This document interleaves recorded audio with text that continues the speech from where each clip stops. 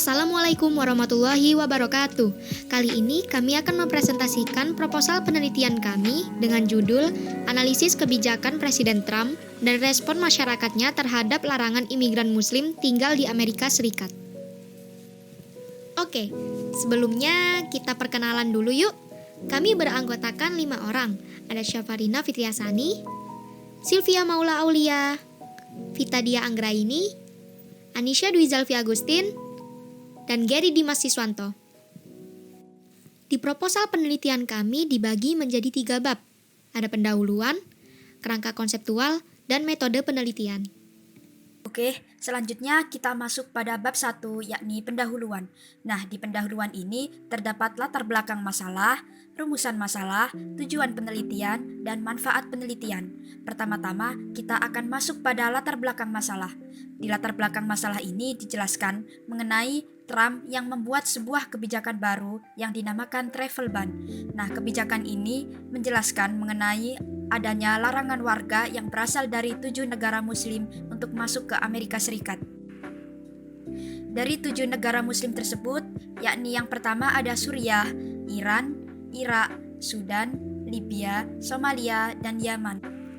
Seperti yang kita ketahui, ketika kebijakan baru telah ditetapkan, maka muncullah banyak respon dari masyarakatnya. Nah, terdapat 4 wilayah yang telah menolak kebijakan ini untuk dilaksanakan. Yang pertama ada Washington, Virginia, Massachusetts, dan New York. Selanjutnya, menurut pandangan Islam sendiri, kebijakan Trump ini telah melanggar norma keadilan dan HAM. Karena pada nyatanya kebijakan tersebut bukanlah untuk melindungi dari teroris asing, namun lebih terhadap adanya larangan muslim itu sendiri. Kemudian masuk pada rumusan masalah. Nah, di sini kita mengambil 2 rumusan masalah. Yang pertama, bagaimana respon dan upaya masyarakat terhadap kebijakan Trump yang melarang imigran muslim tinggal di Amerika Serikat, dan yang kedua, bagaimana pandangan Islam terhadap kebijakan Trump yang melanggar norma keadilan. Selanjutnya, kita masuk ke tujuan penelitian. Yang pertama, untuk mengetahui respon dan upaya masyarakat Amerika Serikat terhadap kebijakan Trump. Dan yang kedua, untuk mengetahui pandangan Islam terhadap kebijakan Trump yang melanggar norma keadilan. Dan yang terakhir, kita masuk pada manfaat penelitian. Penelitian ini dapat memberikan bekal pengetahuan dan pengalaman sehingga dapat memberikan pemahaman yang lebih luas terkait kebijakan Trump yang berdampak pada hubungan antar negara. Selanjutnya adalah kerangka konseptual.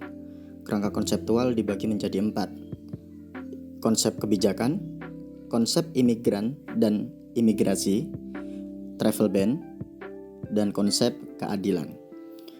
Kita akan bahas satu-satu. Yang pertama adalah konsep kebijakan. Konsep kebijakan adalah konsep perencanaan sebuah tindakan atau kegiatan yang nantinya akan dijadikan sebagai sebuah keputusan. Yang kedua adalah konsep imigrasi dan imigran. Imigrasi yaitu kegiatan yang dilakukan oleh seseorang ketika melakukan perpindahan ke tempat atau negara tertentu. Terus imigran yaitu merupakan sebutan bagi seseorang yang melakukan perpindahan dan menetap di tempat atau negara tertentu. Selanjutnya adalah travel ban. Travel ban adalah kebijakan Presiden Trump yang membahas tentang larangan masuk bagi para imigran. Dan yang terakhir adalah konsep keadilan. Keadilan di sini adalah berlaku seimbang atau sama kepada semua masyarakat. Dengan mengeluarkan kebijakan pelarangan imigran muslim, Trump telah berlaku tidak adil kepada masyarakat muslim karena masyarakat muslim pun memiliki hak untuk tinggal di Amerika Serikat. Selanjutnya adalah tinjauan pustaka.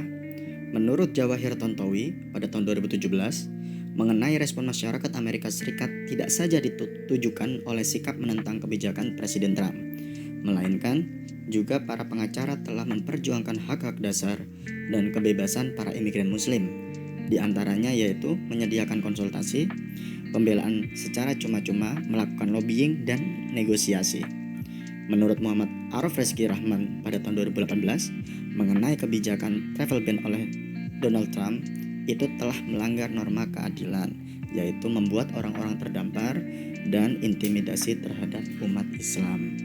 Selanjutnya kami akan membahas tentang argumentasi utama. Presiden Trump telah mengambil satu hak dari seorang masyarakat, dari seorang manusia, yaitu untuk berkunjung atau bertempat tinggal di negara lainnya. Dalam ajaran Islam sendiri, sesama manusia diharuskan untuk saling menjaga dan melindungi satu sama lain. Seperti yang telah Allah firmankan dalam Al-Quran surah Al-Ma'idah ayat 32 yang berbunyi, Auzubillahiminasyaitonirrajim, Bismillahirrahmanirrahim, wa man ahyaha faka'annama ahyan nasa jami'an. Dimana artinya, dan barang siapa yang memelihara kehidupan seorang muslim, maka seolah-olah ia memelihara kehidupan manusia lainnya. Kebijakan yang dikeluarkan Trump tersebut sangat merugikan berbagai pihak. Negara lain pun ikut terkena dampaknya. Bab 3. Metode penelitian. Yang pertama adalah jenis penelitian. Jenis penelitian ini kita menggunakan metode integratif Islamik, yaitu metode yang menyatukan pengetahuan umum dan kontekstual dengan teori Islam maupun peristiwa terdahulu, kemudian dikaji dalam suatu konteks yang saling berkesinambungan dengan penjelasan deskriptif. Di sini, metode pengetahuan integratif dapat menyatukan atau menghubungkan sekaligus mengaitkan ilmu pengetahuan sehingga tidak ada yang berdiri sendiri ataupun terpisah-pisah. Metode integratif Islamik digunakan sebagai bentuk penyatuan dari berbagai aspek ilmu pengetahuan dalam satu keutuhan. Metode ini akan mempermudah proses penelitian dan membuat hasil penelitian lebih relevan dan kontekstual, sehingga dapat memberikan makna yang berarti bagi peneliti. Model integratif ini cukup menonjol dan memiliki sisi positif, yaitu dapat menonjolkan konsep, sikap, dan keterampilan yang tumpang tindih. Jika diolah, dapat memiliki keterkaitan yang erat dan kita bisa menarik benang merah di antaranya. Kemudian lokasi dan waktu penelitian dilakukan di beberapa tempat yang berhubungan dengan kedutaan besar dan konsulat Amerika di Indonesia. Yang pertama adalah di perpustakaan daerah Surabaya sebagai sumber sekunder dan sumber bahan bacaan. Yang kedua adalah di kedutaan besar dan konsulat Amerika di Indonesia. Kemudian di tempat-tempat lain yang bisa membantu penulis dalam menemukan jawaban penelitian. Waktu penelitian dimulai ketika proposal dan judul penelitian diterima pada bulan Juli 2021 hingga September 2021. Selanjutnya adalah metode pengumpulan data. Di sini kami menggunakan metode prariset, yaitu memahami hasil laporan terkait penelitian dengan cara membaca bahan bacaan yang diperoleh, kemudian didukung dengan sumber sekunder yang terdiri dari referensi buku, jurnal, artikel, dan sumber-sumber lain yang ditelusuri dari internet.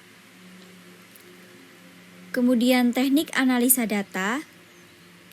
Dalam penelitian ini, teknik analisa data yang digunakan penulis adalah teknik analisa integratif deskriptif, di mana permasalahan yang digambarkan berdasarkan fakta dan data yang telah ada, yang kemudian dianalisis, dan fakta ataupun data tersebut akan dihubungkan dengan fakta lainnya sehingga menghasilkan argumen yang tepat.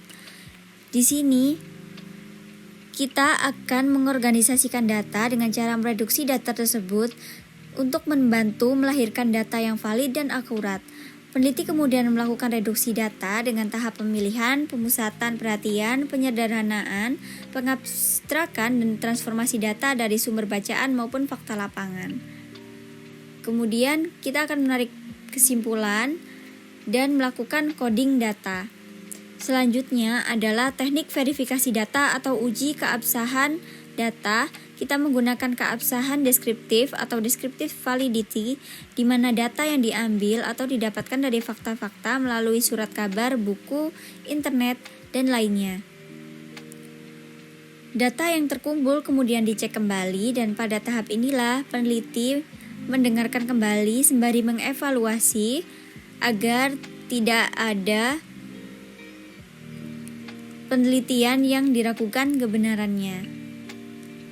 Di sini, peneliti tidak ikut campur dalam informasi dan data yang ada di lapangan. Jadi, ini adalah fakta-fakta publik yang berhasil ditangkap oleh peneliti. Selanjutnya adalah sistematika penulisan.